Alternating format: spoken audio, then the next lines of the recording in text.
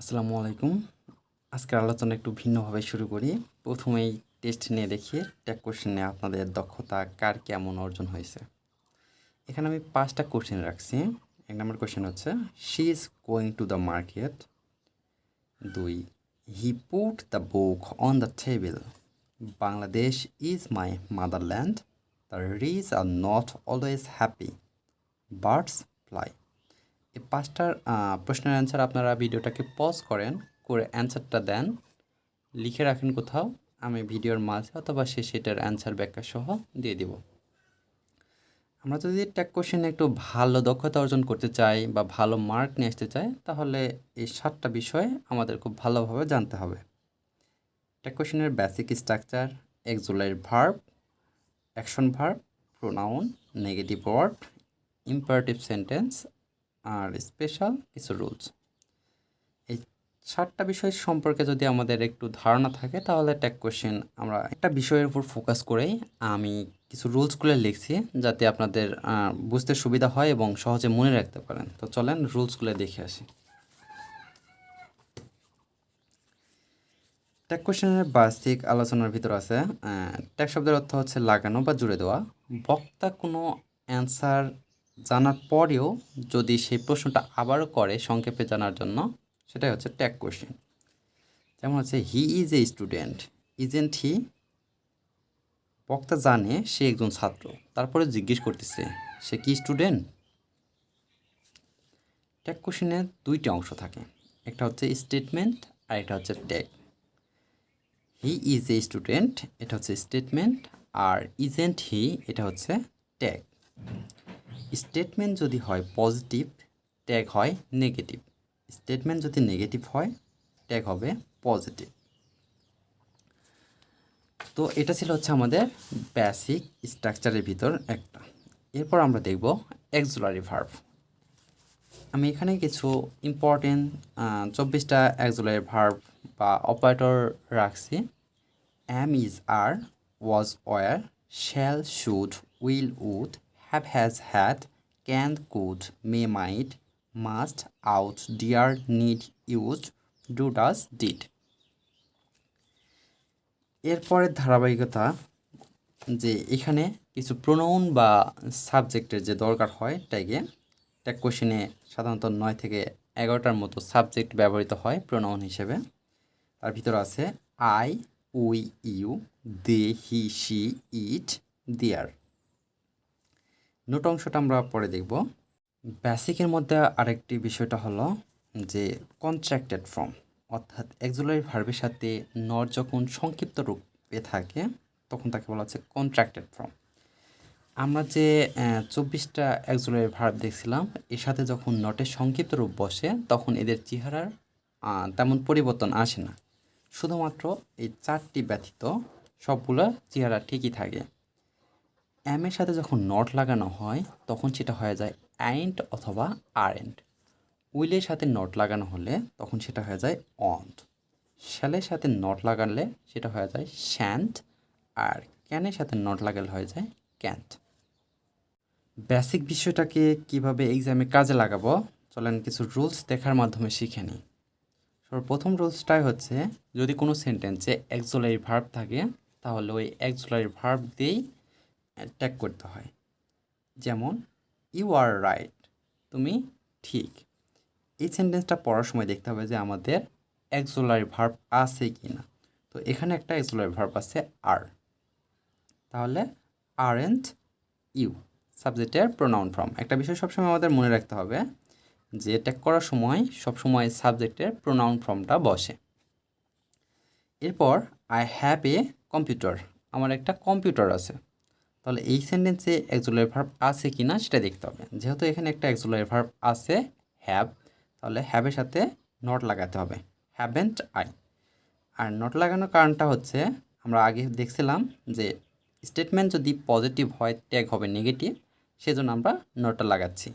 যেহেতু I have a computer সেন্টেন্সটা হ্যাঁ বোধক অর্থ দিচ্ছে, সেজন্য ট্যাগটা হবে না বোধক। কোনো সেন্টেন্সে যদি অক্সিলারি ভার্ব না থাকে, তখন কী করব? যদি অক্সিলারি ভার্ব না থাকে, তখন আমরা ডু, ডাজ, ডিড দিয়ে সেই প্রশ্নের সমাধান করব। যেমন, হি লাইকস ম্যাঙ্গো। তাহলে কী হবে এটা, যেহেতু এখানে কোনো অক্সিলারি ভার্ব নাই সেজন্য এখানে doesn't he. She eats rice, যেহেতু এখানেও কোনো অক্সিলারি ভার্ব নেই সেক্ষেত্রে ডাজেন্ট শি। এখন প্রশ্ন হচ্ছে কখন ডু, কখন ডাজ বা কখন ডিড হবে, এটা কিভাবে জানতে পারবো? চলেন সেটাও দেখে নিই। প্রেজেন্ট ইনডিফিনিট টেন্সে সাবজেক্ট হিসেবে যদি আই, উই, দে অথবা ইউ হয় তাহলে ডু বসে, বাকি সকল ক্ষেত্রে ডাজ বসে। অথবা অন্যভাবে বলা যায় ভার্বের শেষে যদি এস অথবা ইএস থাকে তাহলে হচ্ছে ডাজ, আর ভার্বের যদি V1 হয় তাহলে ডু, আর যদি ভার্বটা V2 ফর্মে থাকে অর্থাৎ পাস্ট ইনডিফিনিট টেন্সে থাকে তাহলে হবে ডিড।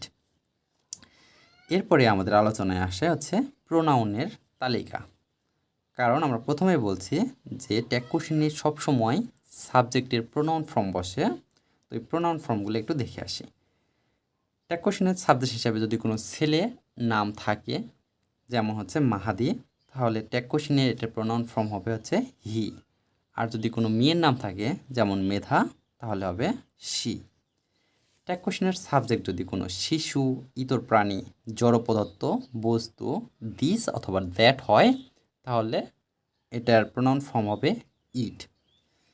এখানে একটা বিষয় মাথায় রাখতে হবে, ইতর প্রাণী যদি বহু বচনে হয় যেমন ফিশেস, ডগস, বার্ডস, বহু বচন যদি হয় তাহলে ইট না বসে সেক্ষেত্রে দে বসবে।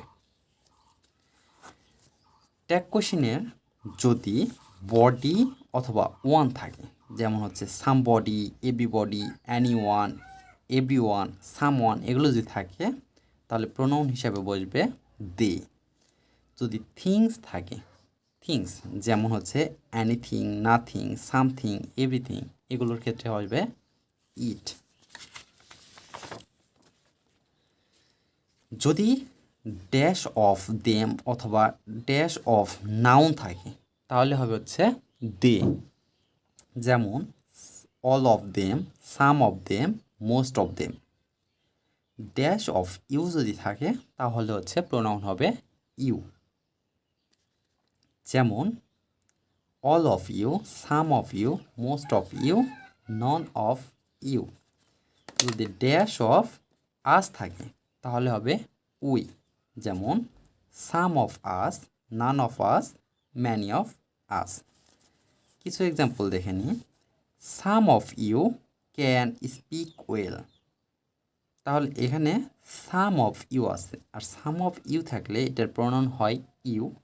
আর সেন্টেন্সে যেহেতু অক্সিলারি ভার্ব ক্যান আছে আর সেন্টেন্সটা হ্যাঁ বোধক, সেক্ষেত্রে ক্যান্ট ইউ ট্যাগ হবে। এভরিবডি লাভস দ্য অনেস্ট, এখানে আমাদের দেখতে হবে কোনো অক্সিলারি ভার্ব আছে কি না। যেহেতু এখানে কোনো অক্সিলারি ভার্ব নাই সেক্ষেত্রে আমাদের ডু, ডাজ, ডিডের সাহায্য নিতে হবে। ভার্বের শেষে এস অথবা ইএস আসলে মানে আমাদের ডাজ দিয়ে করতে হবে, আর এভরিবডি যেহেতু আছে দে, তো এখানে ডাজেন্ট দে হওয়ার কথা ছিল, বাট অ্যান্সার হচ্ছে ডন্ট দে। আর এটা হওয়ার কারণ হচ্ছে দে এর সাথে ডাজ বসে না, সেজন্য ডাজ না বসে ডন্ট বসে এখানে। ট্রু ইজ অলওয়েজ স্ট্রং, যেহেতু যে বিষয়গুলো ধরা যায় না বা ছোঁয়া যায় না, এই বিষয়টা আলোচনা করিনি কারণ এতগুলো আলোচনা করলে ভিডিওটা অনেক লম্বা হয়ে যাবে।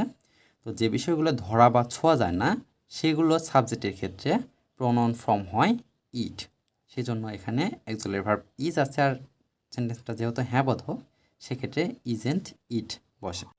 আমাদের আলোচনার আরও গুরুত্বপূর্ণ দুটো টপিক হচ্ছে নেগেটিভ ওয়ার্ড, অর্থাৎ এদেরকে দেখে মনে হয় যে এরা হচ্ছে পজিটিভ, বাট সেন্টেন্সে যখন এরা বসে তখন সেন্টেন্সের অতটা নেগেটিভ হয়ে যায়। তো এরকম কিছু গুরুত্বপূর্ণ 11টা ওয়ার্ড দেখব। No, not, never, neither, few, scarcely, hardly, seldom, rarely, barely, little.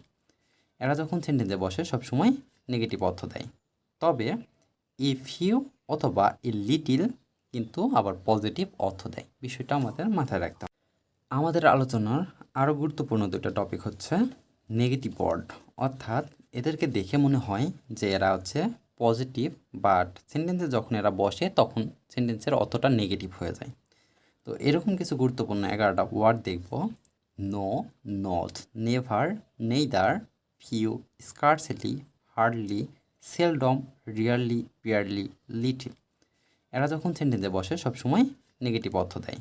তবে এ ফিউ অথবা এ লিটিল কিন্তু আবার পজিটিভ অর্থ দেয়। বিষয়টা আমাদের মাথায় রাখতে হবে।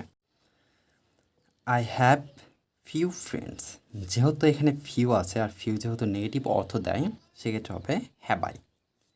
A barking dog seldom bites, এখানেও সেলডম আছে আর এটাও যেহেতু নেগেটিভ অর্থ দেয় সেক্ষেত্রে ডাজ ইট। ডাজ হওয়ার কারণ হচ্ছে বাইটসের সাথে এজ যুক্ত আছে। আমাদের আলোচনার আরেকটি গুরুত্বপূর্ণ রুলস হচ্ছে ইম্পারেটিভ সেন্টেন্স। ইম্পারেটিভ সেন্টেন্সের ক্ষেত্রে দুইটা রুলস আছে। একটা হচ্ছে যদি ইম্পারেটিভ সেন্টেন্সে লেটস অথবা লেটস আস থাকে তাহলে কোনো কথা ছাড়াই আমরা শ্যালোই লিখে আসব। আর বাকি সকল ইম্পারেটিভ সেন্টেন্সের ক্ষেত্রে ওয়ান্ট ইউ, উইল ইউ বসাবো। তবে আমরা can you, can't you, would you, couldn't you, could you আরও অনেক কিছু বসাতে পারি। কিন্তু এত কিছু মাথায় না রেখে আমরা জাস্ট ওয়ান্ট ইউ অথবা উইল ইউ বসাবো। যেমন হচ্ছে লেটস গো দেয়ার, চলো সেখানে যাই। তাহলে যেহেতু এখানে লেটস আছে কোনো কথা ছাড়াই shall we. Let me do this, এখানে লেটস অথবা লেটস আস নাই আর এটা যেহেতু ইম্পারেটিভ সেন্টেন্স সো আমরা উইল ইউ অথবা ওয়ান্ট ইউ যে কোনোটা। ওপেন দ্য ডোর, এখানে আমরা will you, want you, can you এখানে আরও যেগুলো আছে সেগুলো চাইলেই বসাতে পারবো, উত্তর ভুল হবে না। এখন আসলে ইম্পারেটিভ সেন্টেন্সের যে বিষয়টা বললাম, ইম্পারেটিভ সেন্টেন্স তো আগে আমাদের চিনতে হবে। তো ইম্পারেটিভ সেন্টেন্সটা চেনার উপায় হচ্ছে যে সেন্টেন্সে কোনো সাবজেক্ট থাকে না, আর যে সেন্টেন্স ডোন্ট, বি, ভার্বের V one, never, please, always, kindly অথবা লেট আস দ্বারা শুরু হয় সেগুলো হচ্ছে ইম্পারেটিভ সেন্টেন্স। আমরা ইম্পারেটিভ সেন্টেন্স চিনলাম এবং ইম্পারেটিভ সেন্টেন্স দিয়ে কীভাবে ট্যাগ করতে হয় সেটা শিখলাম। তো এখন আমাদের আলোচনা সর্বশেষ যে ধাপটা ছিল যে স্পেশাল রুলস। তো স্পেশাল রুলস এখন আমরা দেখি যে যদি প্রবাদ বাক্য হয়, প্রবাদ বাক্য বেশিরভাগ ক্ষেত্রে প্রোনাউন হয় ইট, আর যে অ্যাক্সিলারি ভার্বের সাথে নট লাগানোর যে বিষয়টা এটা সাধারণ সেন্টেন্সের মতো করেই হয়। শুভেচ্ছা বা উইশ বোঝালে যেমন thank you, happy birthday, good morning. তো শুভেচ্ছা যদি বোঝায় এরকম কোনো উইশ হলে ডোন্ট আই হয়। The plus adjective, the plus adjective যদি হয় তাহলে হচ্ছে প্রোনাউন হিসেবে ইট বসে। যেমন the virtuous, the pious, the poor, the rich, the educated, the civilised ইত্যাদি। এখন কোনো ওয়ার্ড দ্বারা যদি মেয়েলি বৈশিষ্ট্য বা মেয়ে স্বভাব আছে এমন কোনো ওয়ার্ড যেমন দ্য মন, দ্য ট্রেন, বাংলাদেশ, এগুলোকে আমরা সি দিয়ে করতে পারি অথবা প্রণয় হিসেবে ইটও ব্যবহার করতে পারি। আবার পুরুষের মতো বৈশিষ্ট্য আছে এমন শব্দ যেমন সান, সামার, উইন্টার, ডেথ, এগুলোর ক্ষেত্রে আমরা প্রণয় হিসেবে হি ব্যবহার করতে পারি, আবার ইটও ব্যবহার করতে পারি। অনেক সময় সাবজেক্ট আর অ্যাক্সিলারি ভার্বকে আলাদা করে না রেখে অ্যাক্সিলারি ভার্বের শর্ট ফর্ম লিখে রাখে। যেমন এখানে আছে হি প্রাইম এস আছে, তো এখানে যে অ্যাক্সিলারি ভার্ব আছে সেটা হচ্ছে ইজ, ওয়াজ, হ্যাজ। এরপর যদি হি প্রাইম ডি থাকে তাহলে হি উড অথবা হি হ্যাড। দে প্রাইম আর ই তাহলে হতে পারে দে আর অথবা উই আর। আবার আই প্রাইম এম তাহলে I am. We prime double L we will. এখানে হি এর সাথে সবসময় যে এস থাকবে বিষয়টা এমন না, এখানে হি, সি বা কোনো নামের সাথে এস থাকতে পারে, এগুলো সাবজেক্টটা পরিবর্তন হতে পারে। বিষয়টা হচ্ছে প্রাইমের পরে এস থাকলে আমরা কী কী অ্যাক্সিলারি ভার্ব ব্যবহার করতে পারি এটা টেন্সের উপর নির্ভর করবে। আরেকটা গুরুত্বপূর্ণ বিষয় হচ্ছে কিছু ভার্ব আছে যেগুলোর V1, V2 এবং V3 এক, তাহলে সেগুলোর ক্ষেত্রে আমরা কিভাবে হচ্ছে ট্যাগ করব। যেমন হচ্ছে put, cut, read, cast, spread, hurt, beat, hit, এগুলোর V1, V2 সবগুলা same. He put the book on the table, এখানে এটা V1 ফর্মে আছে নাকি V2 নাকি V3 এটা তো বোঝার কোনো উপায় নাই, বা ট্যাগ হবে ডিডেন্ট হি। কিন্তু এটা কিভাবে? এটা হচ্ছে আমরা জানি হি হচ্ছে থার্ড পারসন সিঙ্গুলার নাম্বার, আর থার্ড পারসন সিঙ্গুলার নাম্বারের ক্ষেত্রে ভার্বের শেষে এস অথবা ইএস হয়। যেহেতু এখানে এস অথবা ইএস নাই, সেক্ষেত্রে এটা পাস্ট টেন্সে আছে, অর্থাৎ ডিডেন্ট হি। এখানে যদি থাকতো he reads the book, reads, রিডের সাথে এস লাগানো, তখন সেটা হতো ডাজেন্ট হি। এতক্ষণ যেহেতু আমরা একটা কোশ্চেনের গুরুত্বপূর্ণ রুল সম্পর্কে জানলাম, তো এখন ভিডিওর শুরুতে যেই 5টা পরে একটা যোগ করা হয়েছে, 6টা প্রশ্ন দেখাইছিলাম, এই 6টা প্রশ্নের সমাধান করি। She is going to the market. She is, যেহেতু প্রাইম এস আছে, আর আমরা পড়ছিলাম যে প্রাইম যদি এস থাকে তাহলে ইজ, ওয়াজ, হ্যাজ হয়। তো এখানে হচ্ছে isn't she. He put the book on the table. যেহেতু থার্ড পারসন সিঙ্গুলার নাম্বার শেষে এস অথবা ইএস নাই, সেক্ষেত্রে এটা হচ্ছে ভি টু ফর্মে আছে, আর ভি টু ফর্মে থাকলে হয় ডিড। আর বাক্যটা যেহেতু হ্যাঁ বথ, সেক্ষেত্রে didn't he. Bangladesh is my motherland. তো এখানে বাংলাদেশ আছে, যেহেতু এটা মেয়ে হিসাবে দেখা হয় বা মেয়ের সাথে তুলনা করা হয়, তো এটা হচ্ছে isn't she. The rich are not always happy. বাক্যটা যেহেতু নেগেটিভ আর দ্য রিচ আছে, দ্য প্লাস অ্যাডজেক্টিভ হলে প্রোনাউন হিসাবে হয় দে, তাহলে আর দে,